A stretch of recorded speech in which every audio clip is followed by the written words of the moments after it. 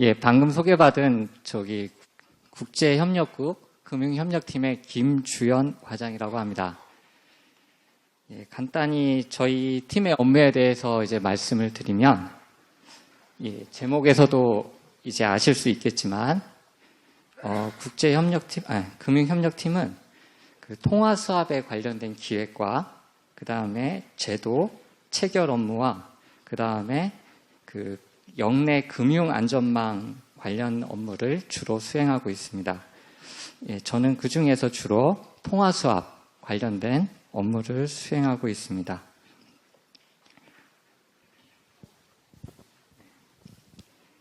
사실 저희가 이 중앙은행 간 통화 수합이라는 주제를 가지고 이렇게 금요 강좌를 한 적이 별로 없는 것 같습니다.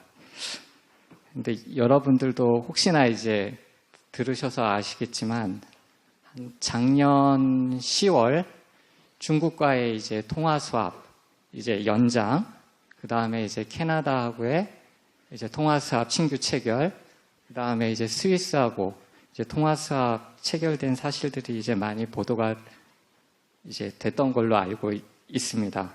그래서 상당히 이제 많이 이제 관심들을 가지다 보니까 이렇게 금요 강좌 시간에 여러분들을 만날 기회가 생긴 게 아닌가 그렇게 생각하고 있습니다. 예, 먼저 그 통화 수합에 대해서 혹시나 이렇게 처음 들어보신 분들도 있을 수가 있어서 간단히 저희가 이제 작년 11월에 그 한 캐나다 이제 통화 수합 했을 때 뉴스에서 이제 보도됐던 영상을 잠깐 시청하고 그 다음에 진행하도록 하겠습니다.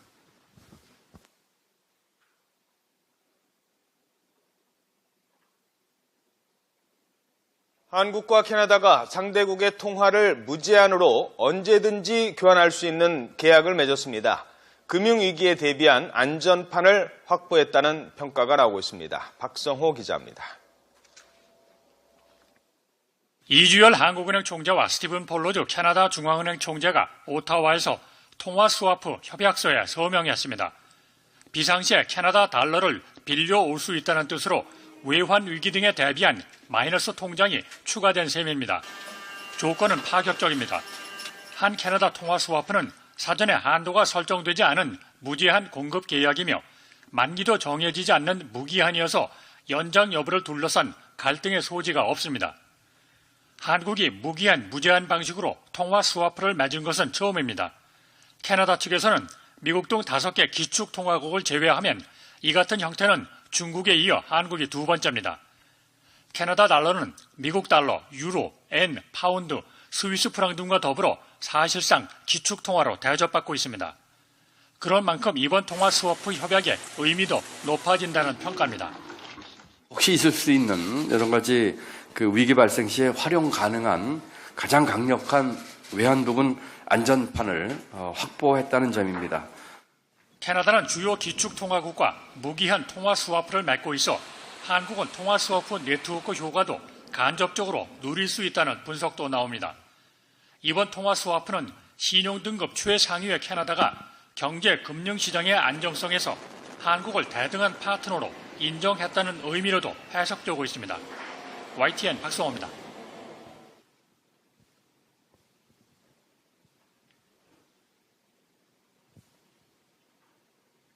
예, 그리고 이어서 잠깐 이제 보도자료에 대해서 간단히 말씀을 드리겠습니다. 처음 보도자료는 이제 작년 10월에 한중 통화 수합이 연장되었을 때 이제 다루었던 보도자료입니다. 이제 보시면 아시겠지만 이제 560억 달러로, 이건 달러 환산액입니다. 이제 연장이 됐고, 이제 11일부터 발효가 되어서 이제 양국 경제 관계 개선에 이제 물꼬로 이제 작용할 수 있다. 뭐 이런 이제 평가까지 이제 곁들여서 나온 기사입니다.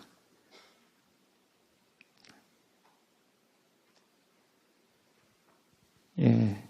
두 번째는 이제 아까 영상으로 이제 보셨지만 이제 한 캐나다 통화 수합에 대해서 이제 보도자료로 나온 겁니다. 신문. 여기서도 보시면 아시겠지만 이제 이 기축통화국 카나다와 이제 상설 계약을 체결했다.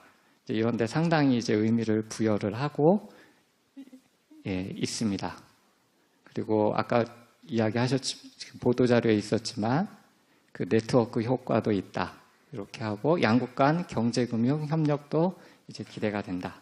이렇게 기사가 나와 있습니다. 자, 그리고 마지막은 이제 올해 체결된 스위스하고의 이제 통화사업 계약에 대한 보도자료입니다. 제목 보시면 이제 기축동화국가는 이제 두 번째로 이제 스위스와 체결하게 됐고 금액은 100억 스위스 프랑, 이제 원화로는 약 11.2조 원, 요 계약이 되겠습니다.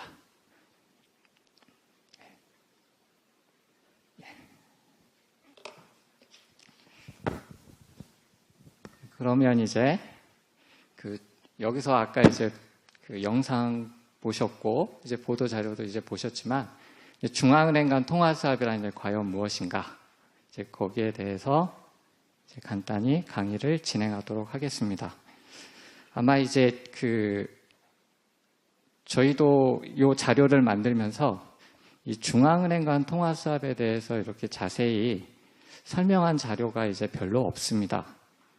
보통 이제 금융시장에 있는 이제 통화 사업 관련된 내용을 설명한 자료는 많은데, 그래서 저희가 이제 최대한 이제 여러분 가지고 계신 이제 자료를 쭉 읽어보시면 이제 자세히 설명을 이제 최대한 이제 달아놨기 때문에 나중에 이렇게 다시 한번 보시고 하실 때 꽤 이제 도움이 되리라고 생각합니다.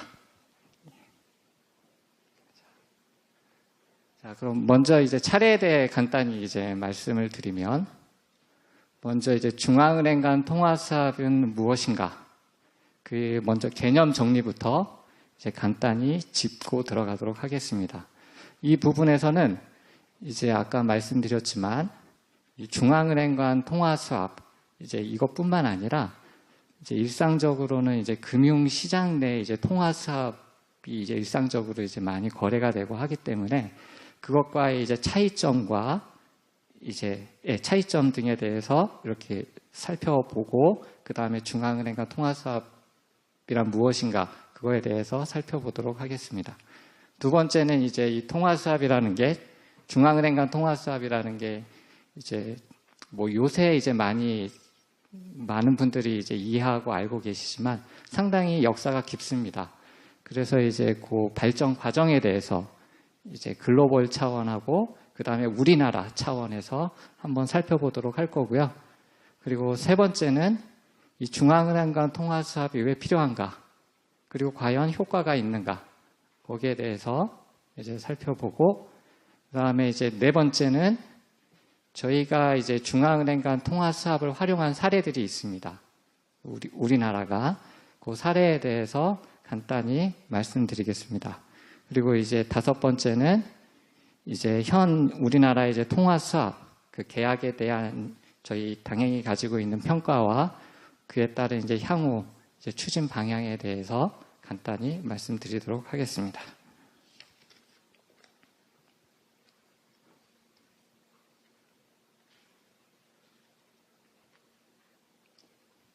개념입니다.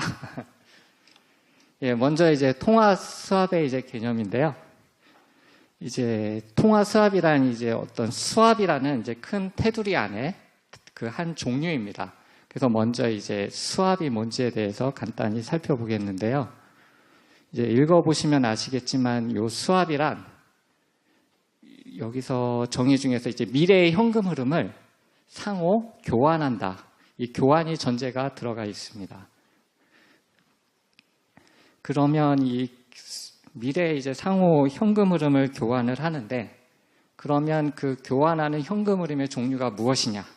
그거에 따라서 여기 보시면 아시겠지만 금리 수합, 외환 수합, 그 다음에 통화 수합, 그리고 가끔 뭐 들어보신 적 있지만 뭐 CDS, 뭐 신용부도 수합, 뭐 이런 것들로 나뉘어집니다. 그래서 보면은 이제 금리 수학 같은 경우에 이제 간단히 말씀을 드리면 여러분들 아마 이제 CD 금리 이런 이야기를 아마 들어보셨을 겁니다. 한참 이슈가 되기도 했었고, 예, 이 금리 수합이란 이 CD 금리 변동 금리와 그 다음에 사전에 이제 그 고정된 금리를 서로 이제 교환하기로 하는 이제 계약이고요. 이 금리 수합 같은 경우에는 그 원금의 교환이 없습니다. 약정된 이제 금리에 따른 이제 현금 흐름을 이제 교환하게 되고요. 이제 두 번째 이제 외환 수합하고 통화 수합 같은 경우에는 똑같이 이제 통화를 교환하는 것을 이제 전제로 해서 이제 똑같습니다. 근데 다만 요 외환 수합하고 이제 통화 수합은 어떤 기간의 차이 그리고 약간 거래 구조에 있어서 약간 차이가 있습니다. 예, 다음으로 이제 통화 수합은 요 보시면 아시겠지만 이제 일반적으로 이 거래 당사자 간에 서로 다른 통화를 교환을 합니다. 최초 교환이 이루어지고 그 다음에 이제 만기 시 원금을 재교환하는 겁니다. 그리고 그 만기까지 가는 과정 중에서 이제 이자의 상호 교환이 이루어지게 됩니다.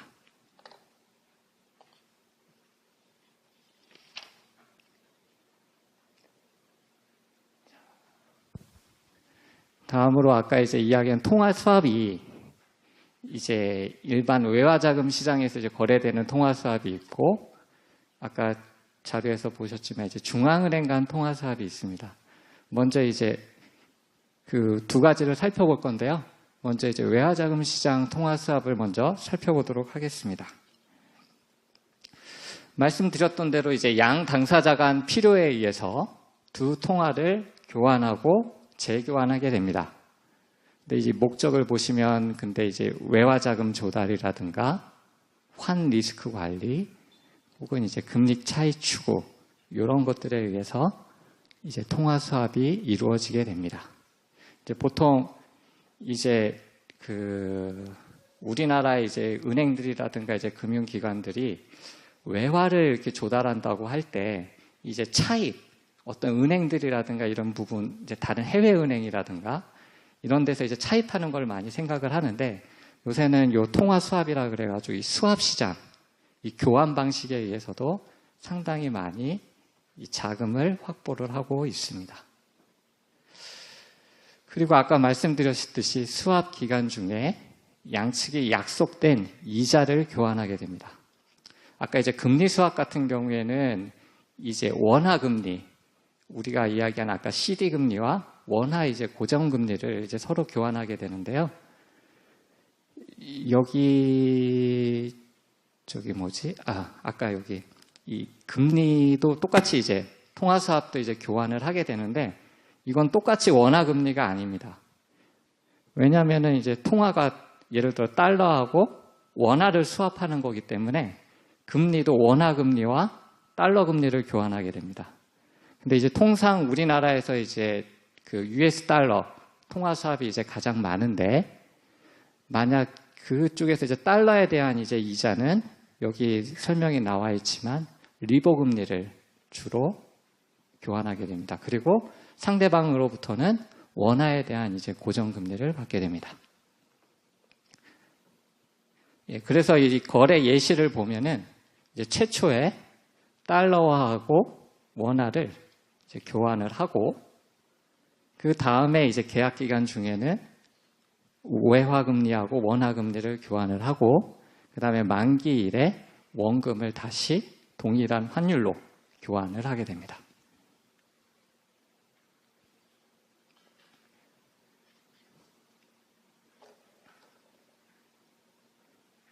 네, 그리고 하나 재밌는 거 말씀드릴게요. 그리고 여기 중에서 하나 좀 말씀드리고 싶은 게 보통 이제 우리가 원하고 달러를 이제 서로 교환한다고 할 때 그 원화를 통상 이제 빌려주게 되면 당연히 이제 그 원화를 빌려준 쪽에서는 원화 금리를 받고 달러를 준 쪽에서는 당연히 달러 금리를 받아야 되는데 가끔 이 통화수합 금리 그 원화 금리가 마이너스까지 갈 때도 있습니다. 그러니까 상당히 우리나라에 그 달러 자금이 부족해서 이제 굉장히 이제 달러를 차입할 필요가 있을 때 가끔씩 이 통화 수합 금리가 예기치 않게 마이너스까지, 오히려 원화를 주면서도 달러를 받고 대신 이자 기간 중간에 다시 내가 또 이자를 주는 그런 상황이 가끔 발생하기도 합니다. 지금은 아마 거의 없는 걸로 알고 있습니다. 자, 다음으로 이제 중앙은행 간 통화 수합인데요.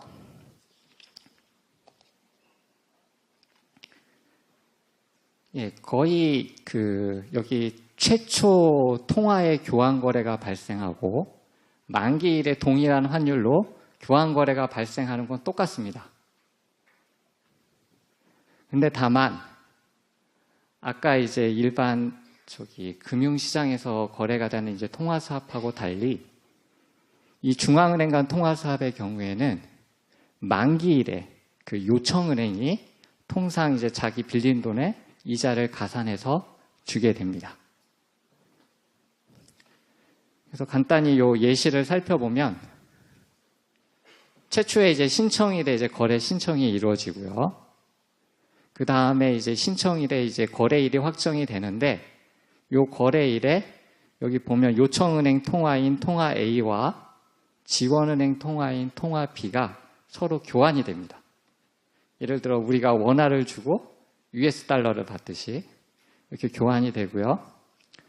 그 다음에 이제 만기일에 이 요청은행 같은 경우에는 아까 받았던 통화 B의 그 원금과 그거에 해당하는 이제 이자 상당액을 이제 지원은행에 지불을 하게 됩니다.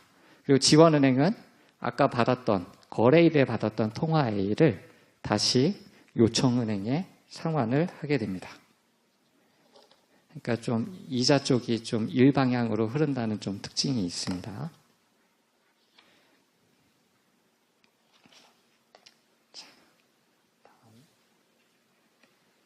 그래서 간단히 이제 정리를 해봤는데요. 예, 외화자금시장 통화수합과 이제 중앙은행과 통화수합을 이제 간단히 정리를 했는데,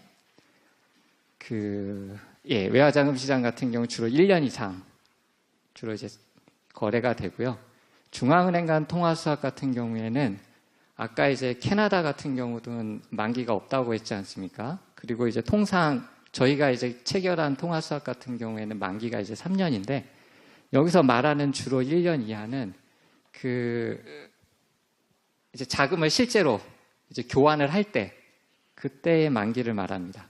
그러니까 계약 만기는 3년 혹은 아까 캐나다 같은 경우는 없고 근데 실제로 자금 사용하거나 할 때 주로 이제 1년 이하로 거래가 이루어지게 됩니다. 그리고 거래 주체도 보면은 이제 금융시장 참가자 쪽하고 중앙은행으로 이렇게 구별이 되고요. 아까 말씀드렸지만 이제 이자 지급 같은 경우에도 저쪽 외화자금시장의 통화수합 같은 경우에는 쌍방이 서로 이제 주기적으로 교환하는 반면에 중앙은행 간 통화수합은 해당 만기 시 요청은행이 지급하는 형태를 띠고 있습니다.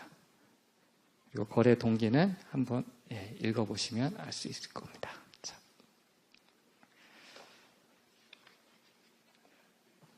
그러면 이제 중앙은행 간 통화 수합에 대해서 이제 더 이제 형태별로 이제 어떻게 되는지 한번 살펴보겠는데요.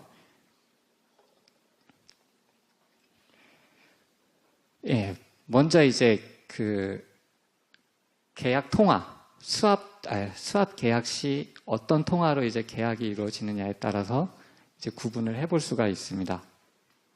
이제 먼저 이제 자국 통화 수합인데요. 요 제목대로 이 양 중앙은행이 서로 자국의 통화를 서로 교환하게 됩니다. 그리고 그래서 그런지 이제 대다수의 중앙은행 간 통화 수합이 이 자국 통화 수합에 해당이 됩니다. 저희가 이제 계약을 맺고 있는 양자 간 통화 수합 같은 경우에 여기 보시면 이제 캐나다, 스위스, 중국, 호주, 말레이시아, 인도네시아 이렇게 나와 있는데요. 모두 다 이제 원화와 캐나다 같은 경우에는 캐나다 달러, 스위스 같은 경우에 이제 스위스 프랑, 중국 같은 경우는 위엔, 호주 같은 경우는 호주 달러 이렇게 서로 교환하도록 되어 있습니다. 그리고 뭐 전 세계적으로 봐도 이제 보면은 이제 수합 이제 체결국으로 보면 이제 중국이 이제 훨씬 많이 이렇게 체결을 하고 있는데요. 그 중국 인민은행이 체결하고 있는 양자간 통화 수합 같은 경우에도 대부분 다 요 자국 통화 수합에 해당이 됩니다. 예를 들어 우리나라 ECB, BOE 등하고 체결하고 있습니다. 다음으로 이제 자국 통화 수합이 있는 반면에 아무래도 미 달러화가 상당히 이제 국제금융시장에서 상당히 유용하고 하다 보니까 이 미 달러화를 대상으로 이제 통화 수합을 맺고 있는 것들도 있습니다. 이제 이 경우에는 이제 요청은행이 이제 자국 통화를 이제 지불을 하게 되고요. 그 대가를 이제 미 달러화로 수취하는 케이스들입니다. 뭐 제목을 보셔서 아시겠지만 당연히 이제 미국이 체결하고 있는 수합들 같은 경우에는 당연히 대부분 다 요 미 달러화 통화 수합에 해당이 됩니다. 그래서 현재 보면은 이제 미 연준이 이제 5개 기축통화 보유 이제 중앙은행들하고 이 미 달러화 통화 수합을 맺고 있습니다. 여기 보시면 이제 ECB, 그다음 BOE는 이제 영국이고요. 이제 BOJ 일본, 그다음에 이제 저희하고 수합을 체결한 BOC 캐나다, 그다음에 SMB 스위스 이렇게 미 달러화 통화 수합을 맺고 있습니다. 그리고 과거에 이제 저희가 이제 미국하고 이제 통화 수합을 한 적이 있잖아요. 2008년도에 그 당시에 이제 글로벌 금융 위기 시에 저희를 비롯한 브라질, 멕시코, 싱가포르 이런 쪽 신흥국으로 분류되는 국가들이 통화 수합을 미국과 맺은 사례가 있습니다.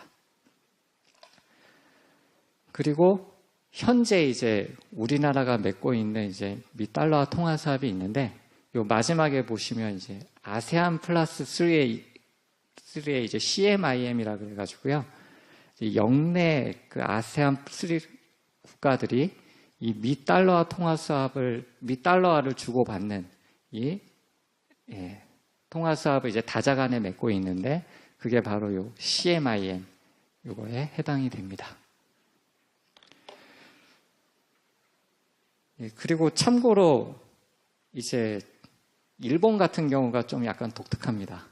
이제 일본 같은 경우가 자기들이 이제 미 달러화가 이제 자국 통화가 아니잖아요. 그럼에도 불구하고 상당히 이제 외환 보유고가 상당히 있어서 그런지 그 주로 이제 동남아 국가들, 뭐 태국이라든가 이제 뭐 싱가포르 그리고 필리핀 이런 나라들하고 미 달러화 통화 수합을 맺고 있습니다. 그건 좀 약간 특이합니다.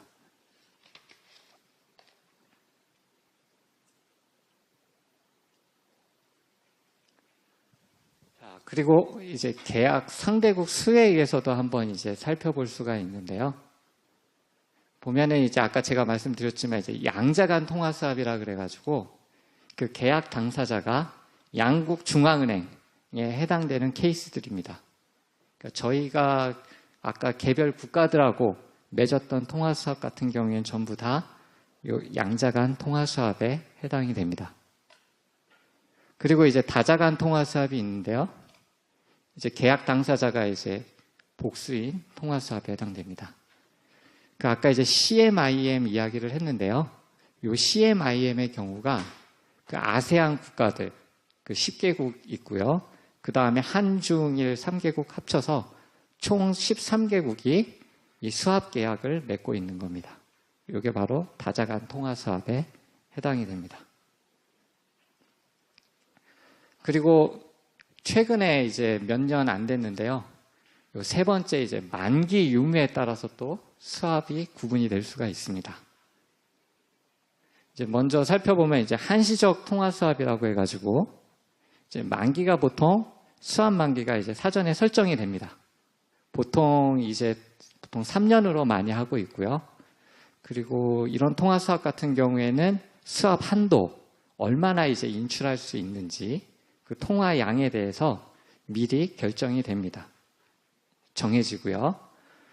그리고 요거 같은 경우에는 저희 한국은행이 체결한 양자간 통화 수합이 거의 다 해당이 됩니다. 전부 3년인데 여기 보시면 아시겠지만 캐나다는 아까 영상에서 살펴봤지만 만기와 한도가 따로 없습니다. 그래서 제외가 됩니다. 그리고 두 번째가 이제 요 상설 통화 수합인데 아까 말씀드렸지만 요 스탠딩의 의미가 또 따로 이제 만기가 정해지지 않고 항상 존재한다는 의미로 있고요. 그래서 이제 만기가 특별히 정해지지 않습니다.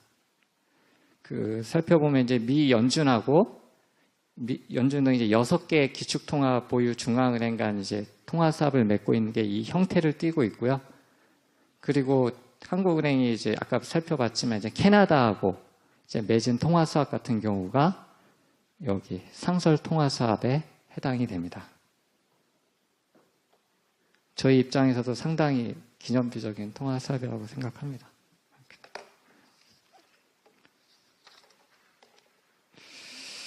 자, 다음으로 이제 발전 과정에 대해서 살펴보도록 하겠습니다. 이 부분은 아마 이제 여러분들이 이제 아마 예전에 그 고등학교나 이런 시간에 아마 이제 배웠던 내용, 정치 경제 이런 시간에 아마 배웠던 내용도 조금 나오게 됩니다.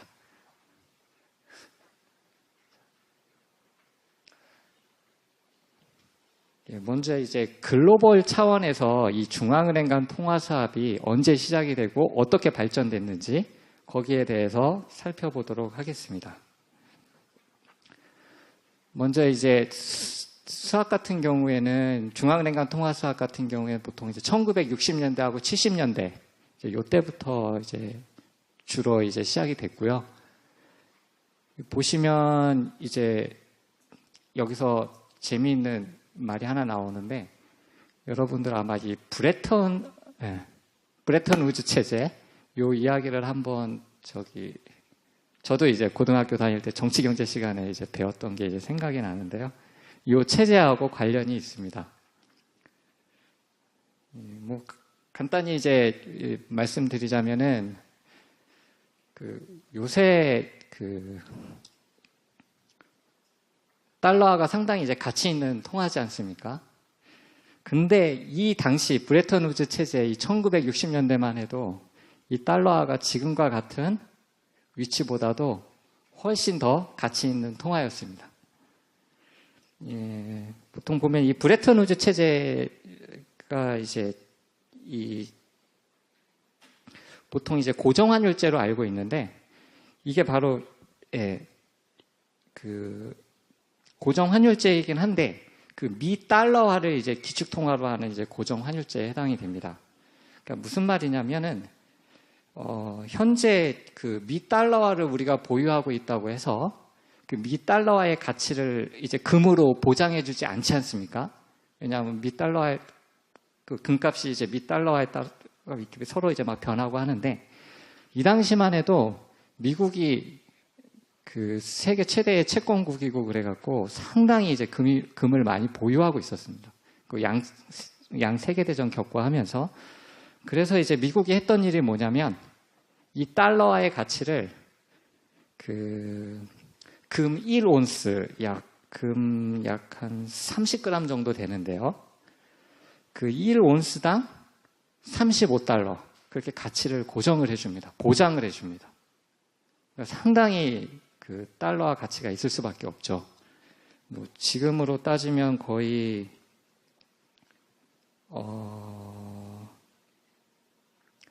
1온스당 이제 35달러니까 지금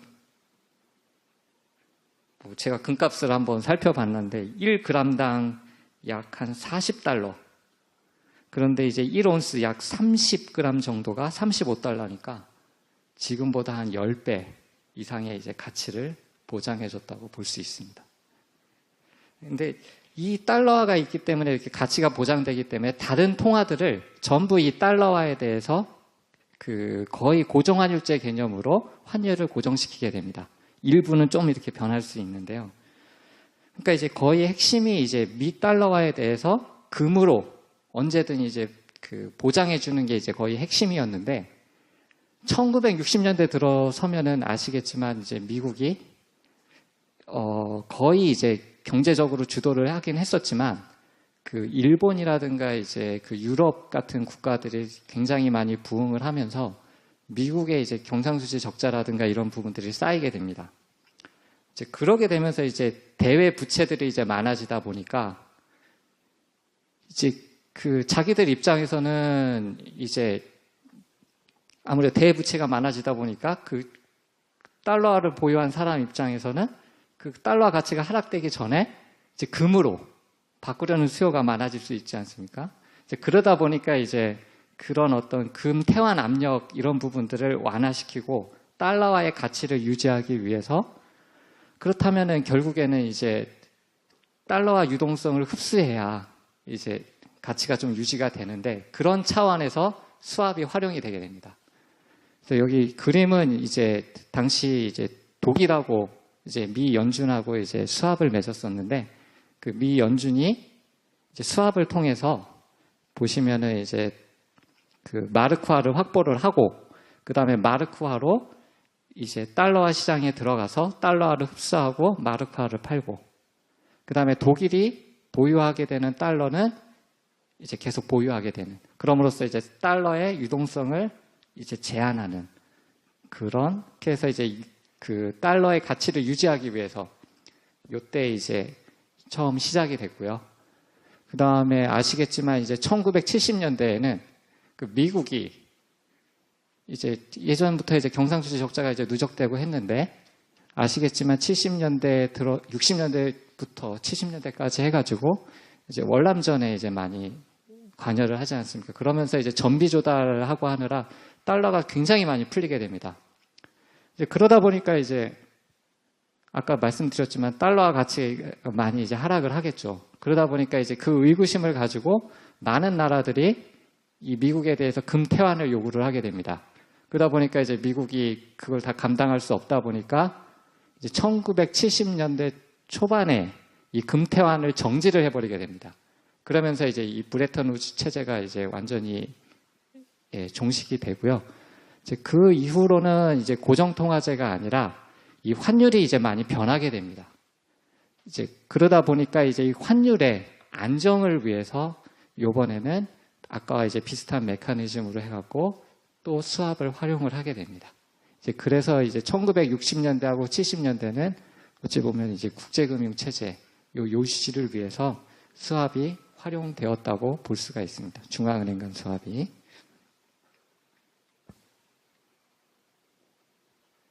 예, 다음으로는 이제 영내 금융 안정 목적으로 이제 수합이 많이 활용이 되게 됩니다. 먼저 이제 요 북미, 요 미국, 캐나다, 멕시코 같은 경우에는 서로 이제 아시겠지만 북미 자유무역 협정이라고 나프타를 맺고 있지 않습니까? 그 관련되어 가지고 어떤 이 금융 부분에서 영내 외환 시장 이제 발전을 위해서 서로 간에 이제 양자 간 통화 수합을 맺게 됩니다. 미국과 캐나다, 미국과 멕시코, 멕시코, 캐나다 이런 식으로. 그래서 이제 그 북미 지역의 어떤 영내 금융 안정을 위한 요 망이 형성이 되고요. 그 다음에 아까 살펴봤지만 이제 CMI 관련해서 그 아세안 국가들하고 한중일이 이제 여러분들 아마 뭐 들어보셨을 수도 있는데 경험해봤을 수도 있는데 그 우리나라도 그 97년도에 이제 외환 위기를 상당히 심하게 겪지 않습니까?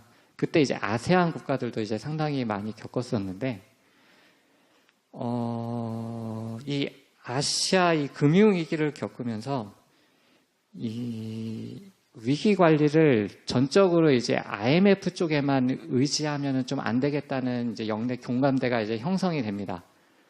이제 그래서 이제 서로 간에 이제 그 긴급 외화 유동성을 이제 수합 형태로 이제 조달하고자 하는 그런 움직임이 일어나고 그게 아까 말씀드렸던 이제 아세안 플러스 3 국가들 사이에서 어떤 이제 양자 간 수합 계약식으로 많이 생기게 됩니다.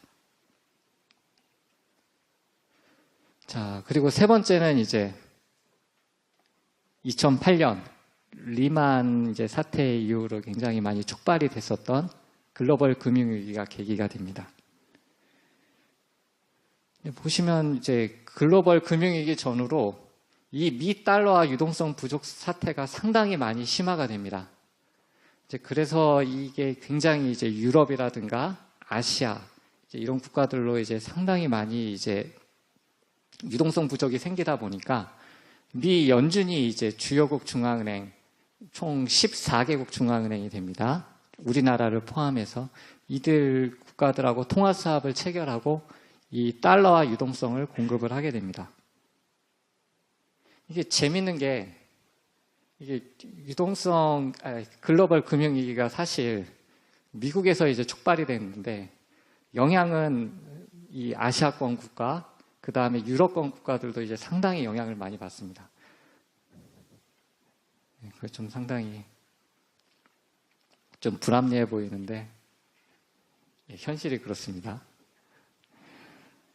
그래서 이때 유동성 미 달러 공급한 규모가 굉장히 많습니다. 보면은 이때 그 글로벌 위기 당시에 그 미 연준이 그 유동성 공급한 걸 보면은 그 22에 거의 한 3,138억 달러 정도? 좀 상상할 수 없는 규모죠. 그리고 일본 은행 쪽에 한 1,000억 달러 정도.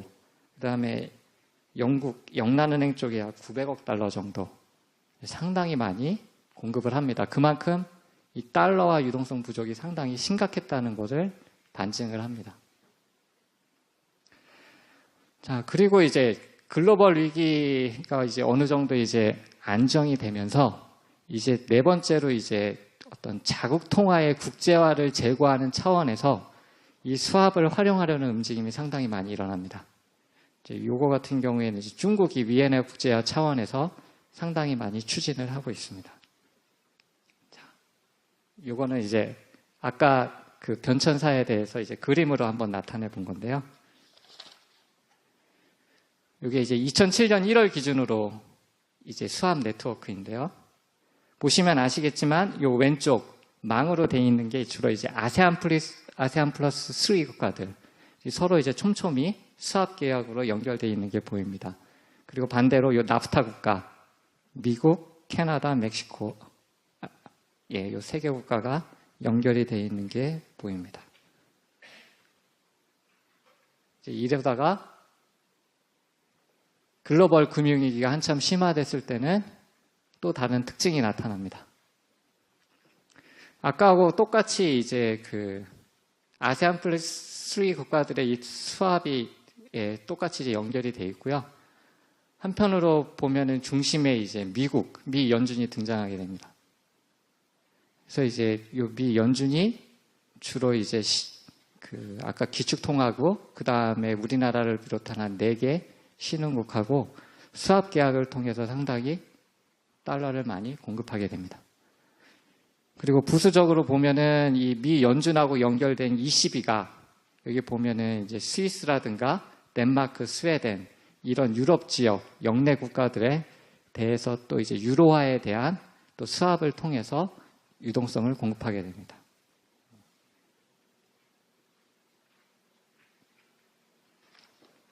자, 그리고 요거는 이제 아까 말씀드린 이제 2010년 이후에 거의 현재에 가까운 이제 상황을 나타내는데요. 여기 보시면 아시겠지만 굉장히 중국이 많이 네트워크가 많죠. 중국이 이제 자국 통화 이제 국제화 차원에서 상당히 많은 국가들하고 통화 수합을 추진을 하게 됩니다. 그리고 한 가지 더 특징적인 거는 여기 보시면 아시겠지만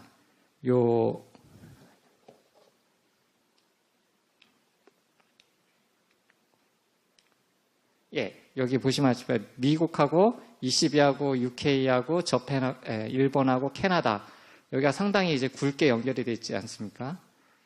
스위스 요 6개 국가들이 아까 말씀드렸던 이제 상설 통화 수합으로 연결되어 있는 특징이 나옵니다.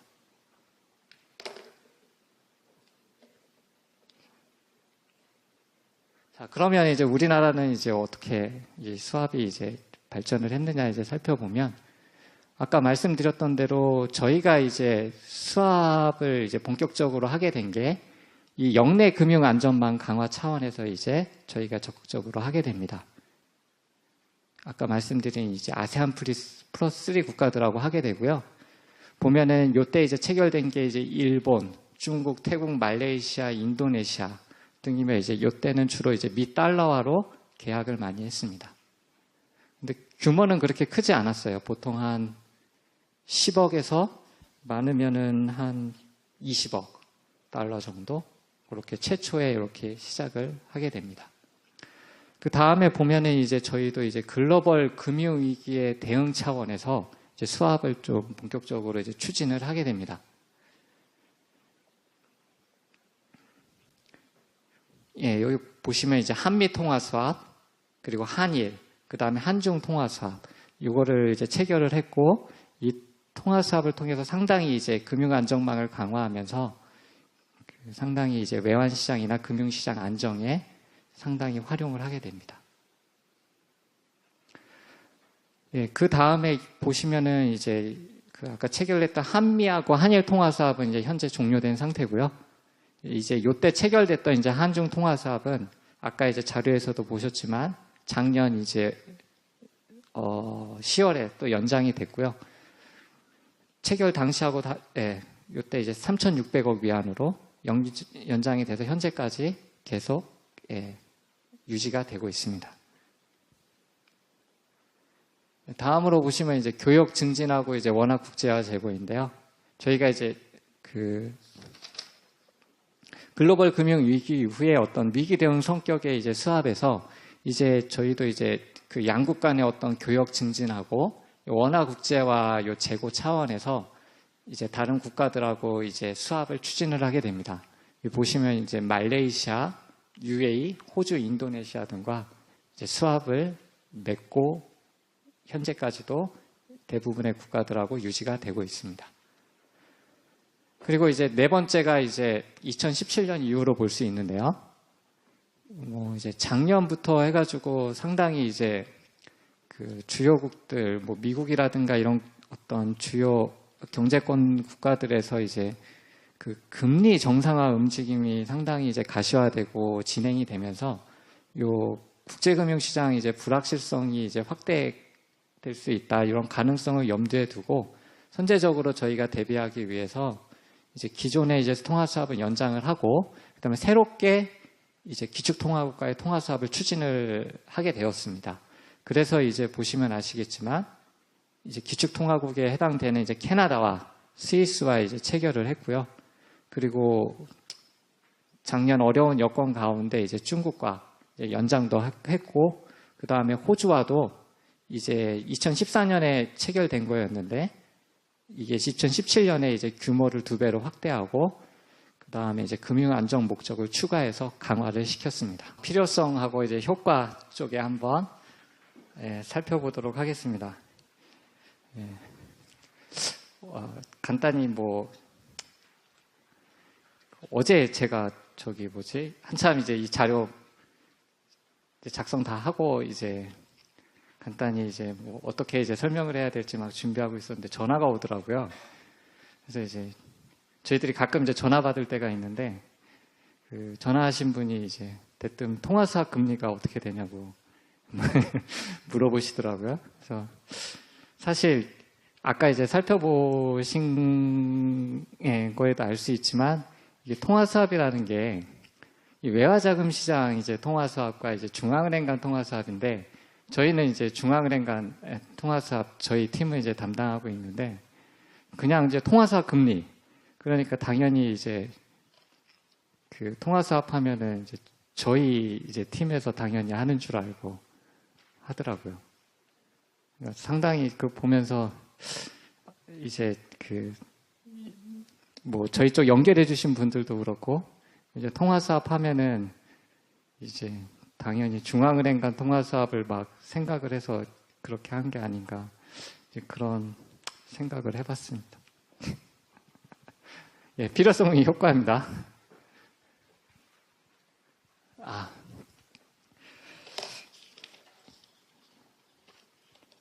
예, 통화사업의 필요성, 이제 저희가 이제 상당히 이제 많은 국가들하고 이제 통화사업을 이제 체결하고 추진해 왔었는데요. 먼저 그 필요성을 살펴보면은 이 금융 안전망 구축 차원에서 상당히 이제 통화 수합이 필요하다고 할 수 있습니다. 보시면 이제 유사시 외환 유동성 부족 사태에 대비하기 위해서, 그리고 긴급 외화 유동성 확보를 위한 중축적인 금융 안전망이 필요하다. 이제 이렇게 설명을 해놨는데요. 저희가 겪었던 아시아 금융위기도 그렇고, 글로벌 금융위기도 그렇고, 근본적으로 어떤 원화 사이드의 문제가 아니라 결국에는 이 달러화 유동성 자체, 외화 사이드에 있어서 충격으로 인한 유동성 부족 사태가 어찌 보면은 위기 상당히 원인이라고 할 수 있는데요. 그러다 보니까 이제 결국에는 이 외화 유동성을 어떻게 안정적으로 확보할 수 있느냐, 이제 차원에서 이제 통화 수합이 상당히 이제 필요하다고 볼 수 있고요. 그리고 간단히 여러분들 들어보셨겠지만, 우리나라가 현재 이제 외환 보유액을 이제 상당히 많이 쌓아두고 있잖아요. 6월 말 현재로 한 4천억 달러 정도 이제 넘어가는 걸로 이제 저도 자료를 확인을 했는데, 외환 보유가 많은데 왜 보유가 많으면 굳이 통화 수합 할 필요가 있어? 이런 식으로 이제 생각할 수도 있는데, 얼마 전에 이제 여러분들 아마 기사에서 보신 게 있을 수도 있지만, 아르헨티나가 상당히 이제 IMF 구제금융을 이제 요청했다, 이런 5월 달에 이제 이런 소식을 아마 이제 관심 있는 분들은 아마 들으셨을 텐데, 그때 보면은 이제 아르헨티나도 이제 외환 보유고를 저희만한 수준은 아니었지만 그래도 IMF라든가 이런 데서 이제 기준으로 삼는 부분에 거의 근접하게 있었는데, 상당히 이제 외화 유동성이 이제 부족해지면서 이제 외환 보유고를 팔아서 이제 시장에 개입을 하게 됩니다. 외화 유동성을 공급을 하게 되는데, 이게 신문 보면 한 50억 달러 정도를 이제 팔아서 이제 개입을 했다고 하는데, 어떤 외환 시장이 결국에는 이제 안정이 되질 않다 보니까 더 이제 외환 보유고를 이제 해서 이제 개입을 한다든가 유동성 공급하게 되면 이제 더 이제 그 나라에 대해서 외환 보유가 이제 더 부족해지고 함으로써 이제 더 이제 자금 이탈이 일어날 수 있기 때문에 이제 결국에는 이제 IMF에 이제 자금 요청을 하게 되는데요. 그러니까 보면은 이제 외환 보유가 많으면 많을수록 좋은데, 그게 끝까지 이제 다 팔아서 이렇게 할 수 있는 그런 입장이 아니다 보니까 이제 통화 수합이라든가 이제 이런 걸 통해서 별도로 이제 안전망을 또 마련해 둘 필요가 있습니다. 이제 두 번째는 이제 원화 국제화 제고인데요. 이제 원화 국제화 하시면 이제 우리나라 통화인 이제 원화를 이제 해외 거래할 때 이제 더 자유롭게 이제 쓸 수 있는 개념으로 생각을 하시면 됩니다. 이제 요거를 이제 하게 되면은 아까 이제 원화를 자유롭게 쓸 수 있기 때문에 어떤 결제 비용의 어떤 절감이라든가, 아니면은 이제 우리나라에서뿐만 아니라 해외에서도 이제 원화가 사용되기 때문에 어떤 역내와 역외에서 이제 금융시장의 발달이 이제 촉진이 될 수 있고, 여러 가지 이제 긍정적인 효과가 있습니다. 근데 이제 이거를 하고 싶다고 그래서 이렇게 되는 게 아니라 결국에는 이제 해외에서 이제 쓰려면 이제 잘 받아들여지고 인프라도 잘 깔려야 되기 때문에 이게 단시간 내에 추진할 수 있는 건 아닙니다. 근데 이제 외환 국제화 이제 장기적인 안목에서 이제 통화 수합을 하게 되면 아무래도 이쪽 원화 국제화 쪽에도 상당히 이제 괜찮을 걸로 봐서 이 통화 수합의 어떤 근거로 필요성으로 하나 삼을 수 있고요. 세 번째는 이제 중앙은행 간 금융 협력을 강화하는 차원에서 또 통화 수합이 필요합니다.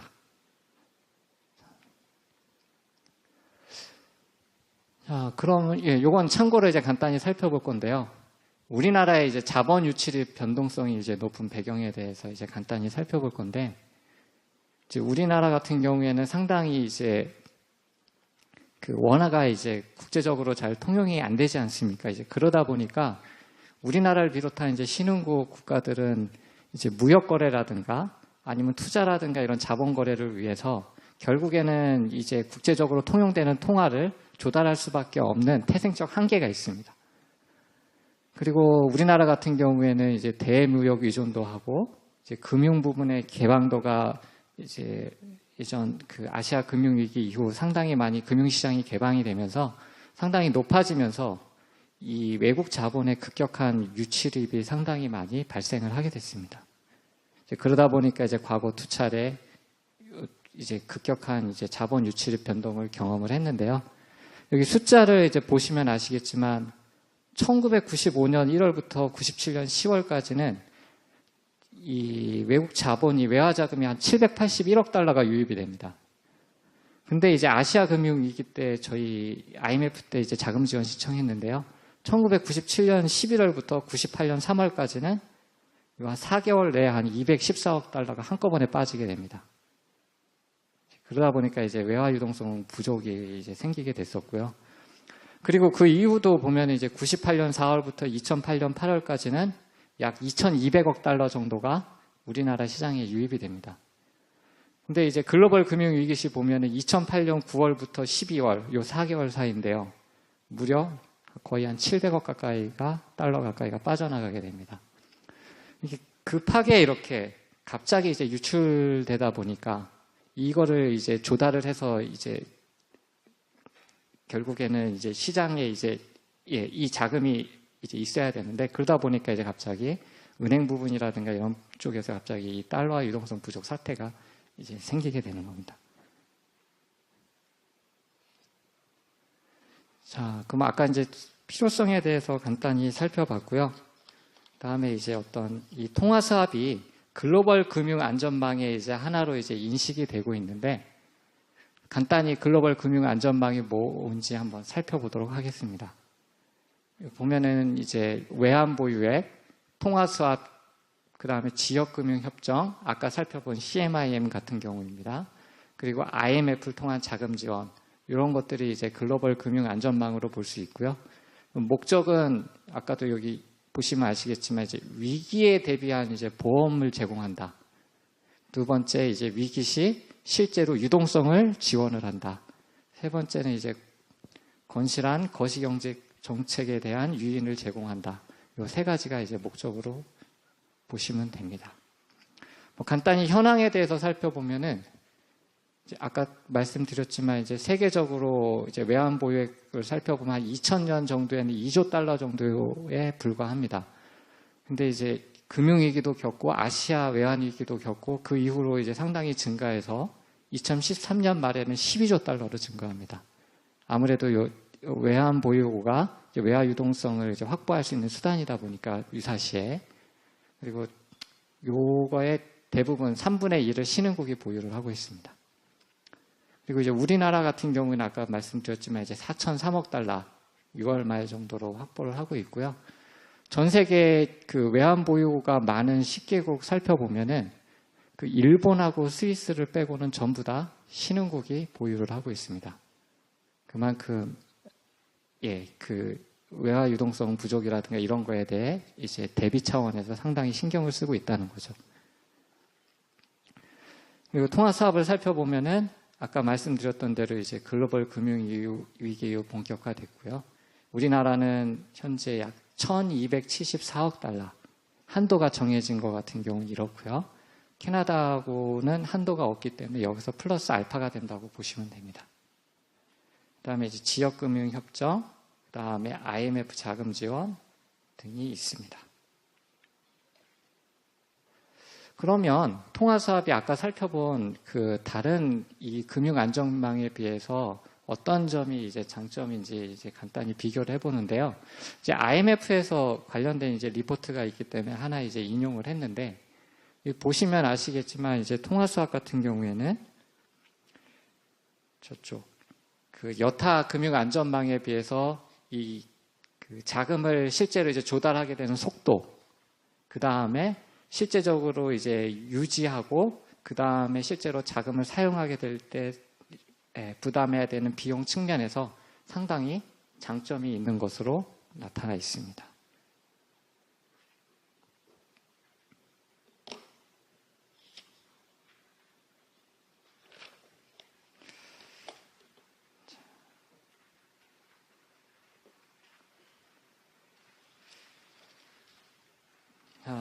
그러고 이제 다음에 이제 통화사업의 이제 효과에 대해서 이제 간단히 이제 살펴볼 건데요. 뭐 아까도 이제 말씀드렸지만 이제 통화사업을 통해서 이제 가장 이제 본질적으로 이제 효과로 내세울 수 있는 게 유사시에 긴급 외화 유동성을 확보할 수 있다는 겁니다. 그리고 아까처럼 이제 리만과 같은 사태, 글로벌 금융위기 시 보면은 금융회사들이 상당히 이제 금융기관들이 서로 간에 이제 잘 알 수 없다 보니까 그런 때에 대해서는 이제 유동성을 서로 간에 이제 공급을 잘 안 하게 되는데 이 통화수합 같은 경우에는 상대국 중앙은행으로부터 저희가 이제 직접 양호한 금리 조건으로 이제 적시에 이제 그 자금을 이제 조달해서 사용할 수 있다는 큰 장점이 있습니다. 그리고 이제 말씀드렸지만 결국에 이제 외화 유동성 공급하기 위해서는 결국에는 외환 보유액을 팔거나 해야 되는데 이 통화수합 같은 경우에는 상대방 중앙은행으로부터 직접 내가 원화를 주고 해당 유동성을 이제 확보하는 거라서 외환 보유액에도 감소에도 전혀 영향을 미치지 않습니다. 그리고 실제로 저희가 이제 글로벌 금융위기 시 한미 통화 수합을 통해서 약 163.5억 달러를 조달을 했고 시중은행의 유동성을 지원한 사례가 있습니다.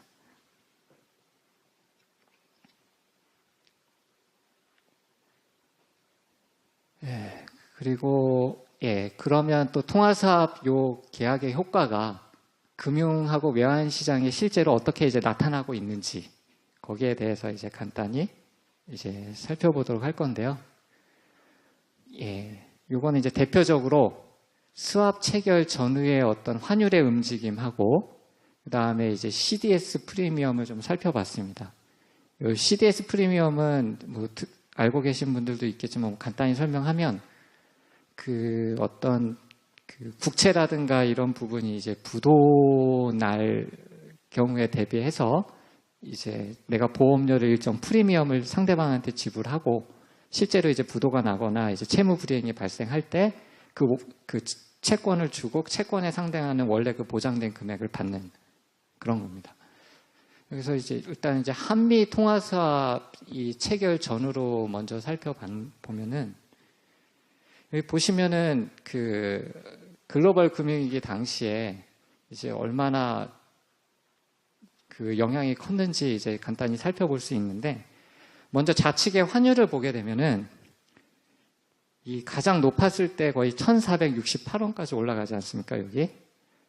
근데 요게 거의 한 10월 한 말 수준인데 요때 이제 8월 정도만 해도 저희가 환율 수준을 살펴보니까 낮을 때 한 1,015원 정도에서 1,400원대까지 갔으니까 약 한 40%가 뛰어버린 겁니다. 그만큼 원화가 가치가 떨어진 거죠. 이제 그랬는데 저희가 이제 10월 30일 날 이제 한미 통화수합 체결이 이제 발표가 됩니다. 그날 이제 막대 그래프가 보면은 요 환율의 변화 움직임인데요. 무려 177원이 그 당일에 하락을 하게 됩니다. 그만큼 원화가 이제 절상이 된 거죠. 가치가 쫙 떨어졌다가. 그래서 수합에 어찌 보면은 바로 이 효과가 나타났다고 볼 수 있죠. 물론 그 이후에도 이렇게 약간 더 환율이 좀 상승하긴 했는데 그거는 이제 어떤 수합 때문은 아니고 이 글로벌 금융위기가 점차 더 심화되면서 이제 유동성 경색이 이제 금융기관들 사이에 더 많이 나타나면서 발생한기 때문으로 생각됩니다. 그리고 이제 우측도 상당히 재미가 있는데요. 이게 이제 CDS 프리미엄인데 여기 보시면 아시겠지만 이제 좌측이 이제 CDS 프리미엄의 수준입니다. 보시면 아시겠지만 이 10월 초만 해도 약 한 200bp, 한 2%, 연간 2%만 정도 되면은 우리가 이제 보장을 받을 수 있는 거였는데 한국에 대한 어떤 외평채를 샀을 때 투자자가 이 보험료를 내면은 연간 2%만 내면은 상대방으로부터 이제 보장을 받을 수 있는 건데 그게 한 10월 초만 해도 한 200bp 정도였는데 그 위기가 굉장히 심화되면서 10월 말에 되면은 거의 최고 수준인 여기 보시면 692bp까지 올라갑니다. 거의 한 7%를 내야 된다는 거죠.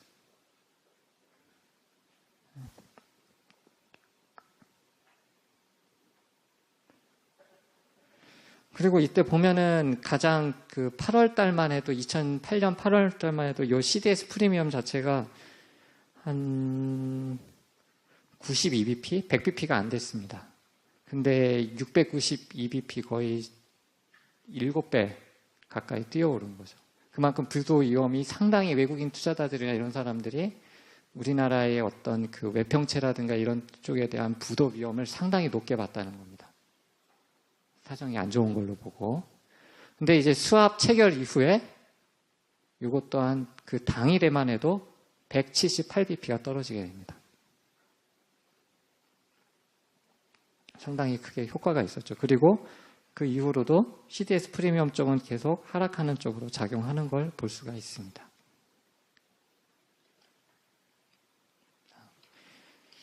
이제 한중 통화 수합인데요. 이거는 이제 10월 13일 날 이제 발표가 됐던 건데, 보시면 아시겠지만 그 외환 환율 쪽도 그렇고 뭐 CDS 프리미엄 쪽도 그렇고 환율 쪽은 이제 일부 발표 후로 해갖고 조금씩 이제 하락하는 움직임이 보입니다. 원화가 이제 그만큼 가치가 제고됐다는 거죠, 더. 근데 이제 CDS 프리미엄 쪽은 뭐 크게 이 경우에는 크게 뭐 나타나지는 않는 것 같습니다. 일부 효과는 있었겠지만 그 당이라고. 근데 이때는 이제 한중 통화 수합 관련해서 여기 보시면 아시겠지만 어떤 그 환율이라든가 CDS 쪽의 프리미엄 쪽의 이제 변화보다는 다른 쪽, 주식시장 쪽에서 특히 이제 중국 관련된 주 쪽들이 상당히 가치가 많이 올라가는 쪽으로 작용을 했었습니다. 자, 세 번째는 이제 한 캐나다 통화 수합인데요. 요거는 이제 작년 11월 16일 날 이제 저희가 이제 체결 사실을 발표를 했는데 11월 16일 날은 뭐 아시겠지만 아마 그 여기에도 뭐 해당되시는 분들이 있는지는 모르겠는데 원래 수능일이었잖아요. 근데 전날 이제 지진 때문에 이제 일주일간 이제 연기가 돼갖고 이제 치러졌는데 11월 16일은 상당히 아까도 말씀드렸지만 저 통화 사업 관련된 업무를 하는 이제 저한테는 상당히 좀 의미 있는 날이었습니다. 아까 계약 자체도 상당히 의미가 있었고요. 살펴본 계약 내용이라든가 형태라든가 이런 측면에서도. 그리고 이 한 캐나다 통화 사업이 상당히 이제 그런 부분을 반영을 해서 이 어떤 환율이라든가 CDS 프리미엄 변화 쪽에도 상당히 많이 반영이 됐습니다. 여기 보시면 이제 약 한 당일에 그 환율이 이제 10.9원 정도 이제 원화가 이제 가치가 이제 절상이 됐는데요. 요거는 거의 한 17년 9월하고 이제 12월 중에서 가장 크게 이제 원화 가치가 제고된, 절상이 된 날이었습니다. 이 한 캐나다 통화 사업이 작용을 한 거죠. 그리고 CDS 프리미엄 같은 경우에도 이제 아까 그 글로벌 금융위기 시에는 막 600bp, 뭐 거의 700bp 가까이 됐는데 많이 떨어졌죠. 거의 한 이제 80이란다. 예, 한 70 전후로 이제 됐었는데, 요때 이제 그 캐나다 통화 수합 이제 보도된 날 보면은 약 4bp 정도 떨어집니다. 이게 아까 그 한미 통화 수합 그 높았던 수준에 비해서는 상당히 좀 낮은 수준으로 생각할 수 있는데, 이것도 이제 2017년 9월부터 이제 12월까지 중에 가장 크게 그 하락한 겁니다. 어찌 보면 부도 위험이 떨어진 거죠. 긍정적으로 작용을 한 거죠. 그리고 그 이후로도 상당히 하락하는 쪽으로 많이 작용을 합니다.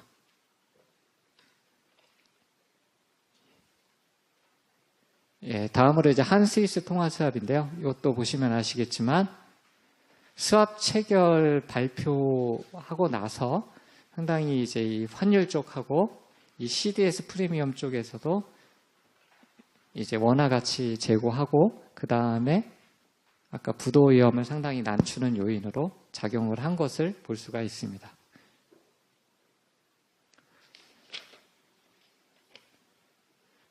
다음으로 이제 요거를 한번 좀 종합적으로 이제 봐봤는데요.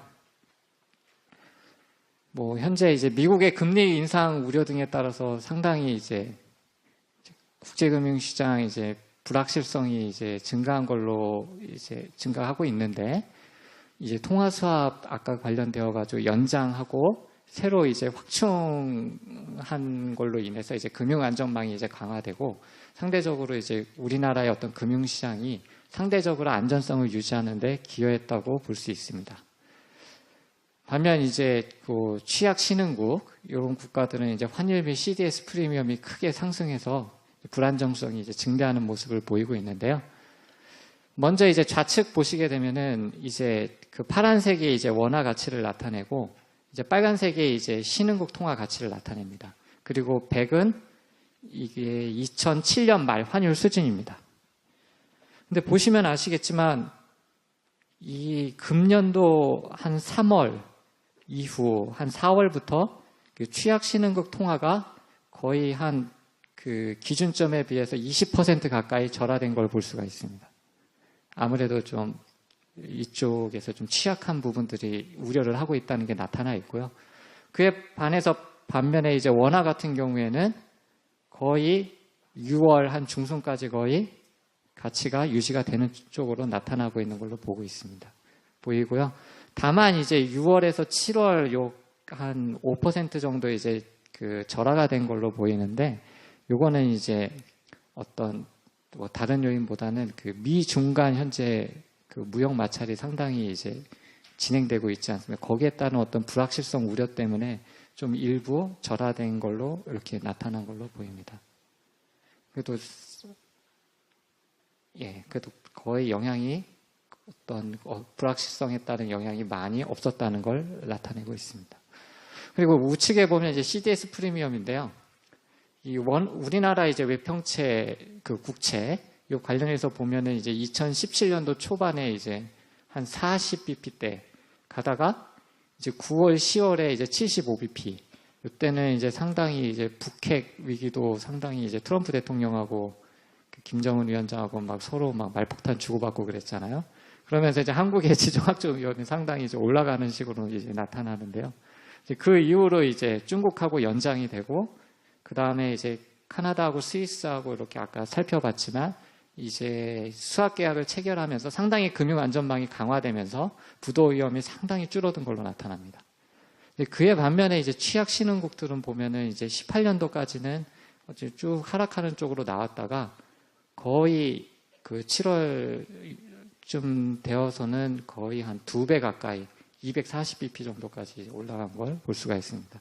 결국엔 좀 이렇게 확실히 이제 차별화되는 식으로 나타나는 걸 볼 수가 있습니다.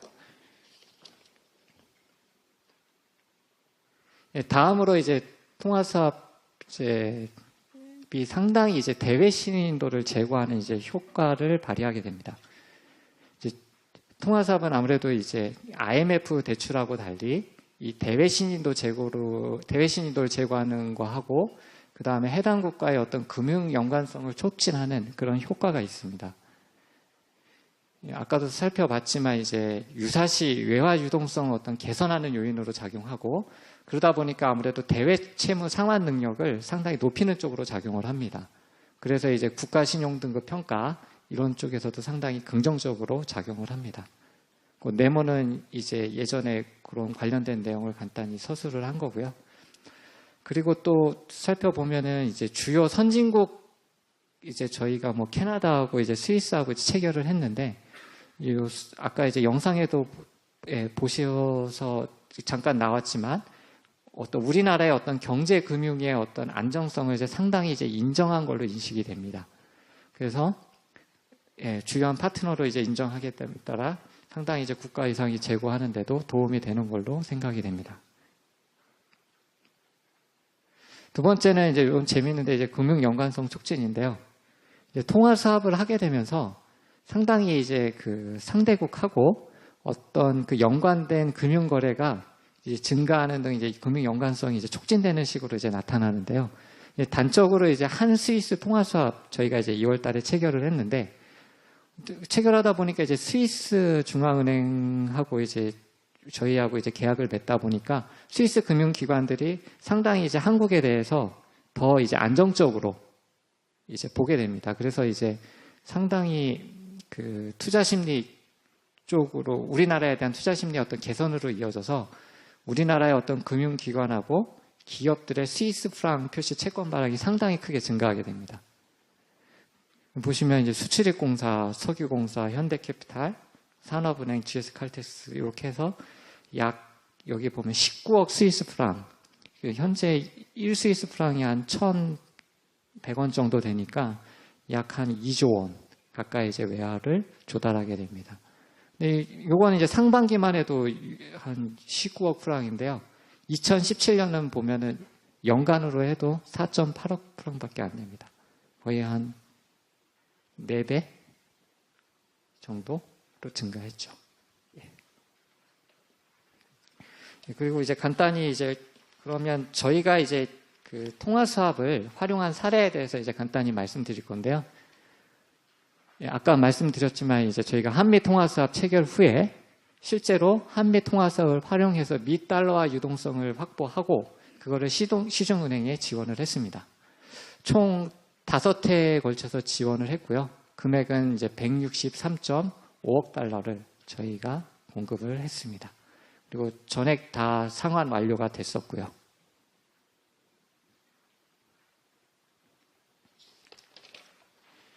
그리고 이 두 번째는 이제 현재도 이제 운영하고 있는 건데요. 한중 통화 수합을 활용한 이제 무역 결제 지원 제도를 저희가 운영을 하고 있습니다. 예, 이거는 요 목적을 간단히 살펴보면 저희하고 이제 중국하고 이제 교역 규모가 상당히 많지 않습니까? 저희한테는 이제 중국이 최대 교역국이고 중국 입장에서 이제 저희가 이제 최대 수입국일 정도로 이제 상당히 이제 무역 규모가 큰데요.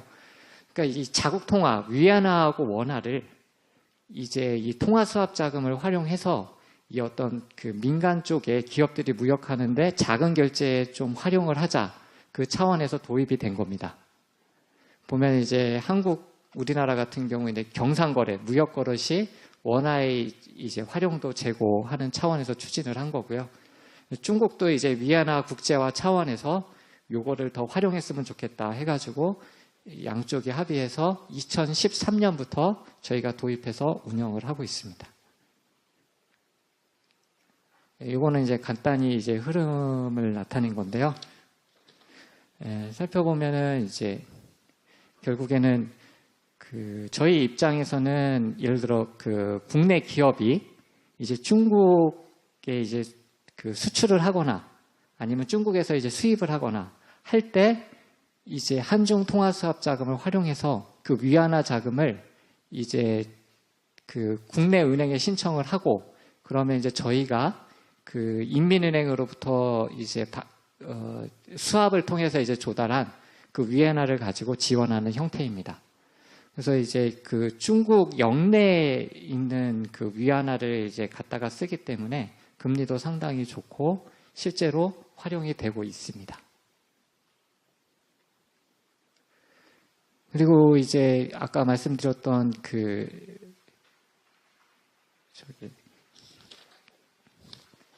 실제 이제 한중 교역 시 아까 이제 통화 수합 자금도 이제 활용이 되고 하면서 양국 간 이제 원과 이제 위안화를 통한 이제 무역 결제 규모가 상당히 증가하게 됩니다. 보시면 이제 2013년 이제 제도 도입 당시에는 그 양국 간 총 무역 결제 규모에서 이제 차지하는 비중이 이제 원화는 1.5%, 위안화는 1.2%에서 한 2.7%에 불과했는데 이제 2017년 작년 자료를 보면은 원과 위안화를 사용한 결제가 이제 7.3% 상당히 한 3배 정도 가까이 증가하는 걸로 나타납니다.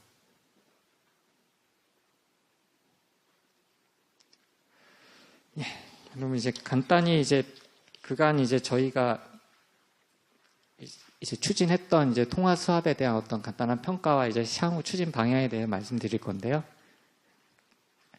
예, 간단히 먼저 체결 현황을 살펴보면은 이제 규모로는 저희가 이제 총 1,274억 달러, 이건 한도가 정해져 있는 거고, 그 그 다음에 이제 플러스 알파, 캐나다하고의 계약 한도가 없기 때문에 그 상당의 통화수합 계약을 현재 체결하고 있습니다.